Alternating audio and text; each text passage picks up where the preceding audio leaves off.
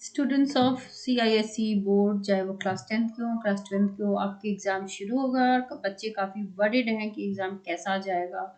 कुछ बच्चे, ज़्यादातर बच्चों के लिए एग्ज़ाम नया ही है क्योंकि कोविड टाइम में जो अभी 12th में है वो भी एग्ज़ाम दे नहीं पाए थे। लेकिन आपके लिए वीडियो मैंने खास तौर पे बनाया है ताकि बच्चे आप परेशान ना हो। एग्ज़ाम जो है, जैसा कि बच्चे एक्सपेक्ट कर रहे थे कि बहुत मुश्किल आने वाला है, उस हिसाब से एनालिसिस नहीं कह रही है। एनालिसिस कह रही है कि बच्चे काफ़ी खुश होके बाहर निकले हैं।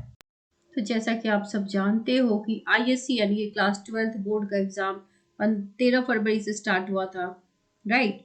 और मार्च की 31 तक चलने वाला है। और ISC में इंग्लिश लैंग्वेज पेपर 1 जो था वो पहले दिन 2 PM से 5 PM तक हुआ था। क्वेश्चंस आपको मिले थे, क्वेश्चन रीड करने को मिला था और बच्चों को पेपर जो लगा था वो काफ़ी अच्छा लगा था। यानी कि the level was found to be easy to moderate, not moderate to difficult. जो क्वेश्चंस थे वो लॉन्ग थे, कंपोजिशन पोर्शन था। सो स्टूडेंट्स को इनफ रूम मिला ताकि वो एक्सप्रेस कर सके अपने आप को, क्योंकि आप अपने आइडियाज को ला सकते हो एंड वर्ड लिमिट थी। So to make things simple for student, the question paper consisted of combination of simple and clear questions. यानी कि क्वेश्चन वेग नहीं था, डिफिकल्ट नहीं था, इजी था, ताकि हर बच्चा उसको सॉल्व कर सके। सो फाइनली हम ये कह सकते हैं जो क्वेश्चन का पैटर्न था, लेवल था, वो मुश्किल नहीं था जैसा कि एग्जाम से पहले बच्चों को लग रहा था। So difficulty level was found to be pretty much moderate, easy to moderate.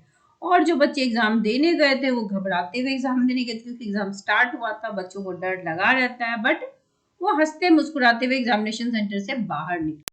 डरना बच्चों का वाजिब था क्योंकि एक तो बोर्ड नाम से ही बच्चों को डर लगता है। क्लास 10th वालों का तो फर्स्ट हैंड एक्सपीरियंस था ही, क्लास 12th वालों का भी फर्स्ट हैंड एक्सपीरियंस ही था क्योंकि क्लास 10th में तो वैसे ही प्रमोट कर दिए गए थे 11th में, कोविड की वजह से उनके भी एग्जाम्स नहीं हो पाए थे। तो ज्यादातर बच्चे जो मंडे को घर से निकले थे थोड़े घबराए हुए जरूर थे क्योंकि उनके ऊपर बोर्ड का दबाव था। बोर्ड का दबाव आसान नहीं होता है, पेरेंट्स का प्रेशर होता है, स्कूल का प्रेशर, टीचर का प्रेशर, दोस्तों का प्रेशर, रिश्तेदारों का प्रेशर, बहुत सारा प्रेशर बच्चे लेते हैं और सबकी नज़र उन्हीं बच्चों पे होती है जिनके बोर्ड्स होते हैं कि भाई ये कर क्या रहा है।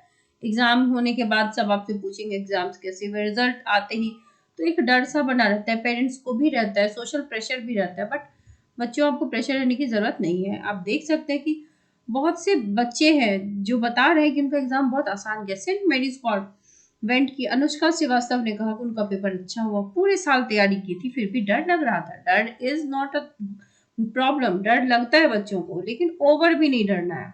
12th जो के बच्चे थे, 12th में होने के बावजूद पहला बोर्ड था, अनुभव नहीं था ना बोर्ड का। जब 10th एक बार देकर 12th में जाते हैं तो थोड़ा सा डर कम लगता है। तो गौतमी श्रीवास्तव और वैष्णवी ने कहा कि पढ़ते समय डर लग रहा था, घर से चली तो नर्वस थी, पर एग्जाम हॉल में पहुंची तो सुकून मिला। श्रेयांशी, इशिता, गिरी और वर्तिका ने भी पहली बार बोर्ड दिया, देने के कारण घबराहट हुई थी उनको, लेकिन जब इंग्लिश लैंग्वेज का एग्जाम दिया तो उनको लगा कि बहुत आसान था। तो अब तक जितने भी पेपर्स हुए हैं बच्चों, वो पेपर मॉडरेट लेवल का रहा है, इजी टू मॉडरेट। तो आप सबको इसीलिए घबराने की जरूरत नहीं है, आगे के पेपर्स भी इजी रहेंगे। अब तो धीरे धीरे एग्जाम देते देते आप भी हैबिचुअल होते जा रहे हो, तो आप सब भी टेंशन फ्री हो जाओ क्योंकि आप वैसे भी जानते हो कि देखो, आप सबको इंटरनल मार्क्स जो भी होंगे वो अच्छे मिले होंगे। कोविड के बाद का पहला बैच है, थोड़ी लीनियंट चेकिंग तो बनती है, राइट? इसके अलावा बच्चों देखो, स्टेप मार्किंग हर बोर्ड में होता है, चाहे CBSE हो या CISE हो, दोनों बोर्ड्स पैरेलल चलते हैं। तो CISE में लीनियंट चेकिंग तो हर साल होती है, CBSE से भी ज्यादा नंबर CISE में यानी कि ISC और ICSE के बच्चों को मिलता है। तो ऑब्वियस सी बात है कि स्टेप मार्किंग तो होती है, स्टेप्स लिखोगे तो नंबर मिलेंगे, अटेम्प्ट लेने के नंबर मिलते हैं। अटेम्प्ट लेना बहुत जरूरी होता है, इसलिए कि अगर मान लो कोई बच्चा फेल हो रहा हो ना, तो वहां पर ग्रेस मार्क्स मिल जाते हैं। ग्रेस मार्क ऑफिशियली अनाउंस्ड नहीं होता, बट मिलते हैं क्योंकि बोर्ड का काम होता है ज्यादा से ज्यादा बच्चों को पास करना, ना कि फेल करना। तो अटेम्प्ट आप जरूर लीजिए, बशर्ते वो क्वेश्चन आ रहा हो या ना आ रहा हो।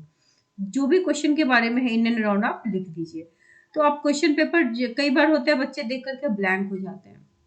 तो जैसे एग्जामिनेशन सेंटर जाओ और आपको लग रहा हो कि आप ब्लैंक हो रहे हो, घबराहट होती है, जैसे मैथ्स का जैसे सब्जेक्ट्स हो तो बच्चे डर जाते हैं। तो वहां आपको क्वेश्चन पेपर को 2 बार रीड करना है, पेशेंटली रीड करोगे तो आप फाइंड आउट करोगे कि कुछ तो क्वेश्चंस हैं जो भाई हमें आते हैं। Then tick those questions and start solving them. जैसे ही सॉल्व करोगे ना आपको कॉन्फिडेंस बिल्ड होना शुरू हो जाएगा। फिर क्वेश्चन पेपर को और पढ़ो, अब धीरे धीरे आपका मन भी शांत होएगा, फिर धीरे धीरे आप सॉल्व करने लगोगे तो आपको और भी कॉन्फिडेंस बिल्ड होगा। फिर जो नहीं बन रहे थे ना क्वेश्चंस वो भी आपसे धीरे धीरे बनने लगेंगे। और फाइनली अगर कुछ क्वेश्चंस फिर भी ऐसे बच जाए जो आपको नहीं आते हैं तो भी उनको अटेम्प्ट आप जरूर कीजिए। कुछ नहीं भी आता है तो उसके इन एंड अराउंड आपकी जो भी इंफॉर्मेशन, कोई डायग्राम याद है, कोई फॉर्मूला याद है, या क्वेश्चन से ही कोई इंफॉर्मेशन निकाल करके वहां पे लिख दो, कुछ ना कुछ मार्क्स तो आपको वहां पर मिलेगा।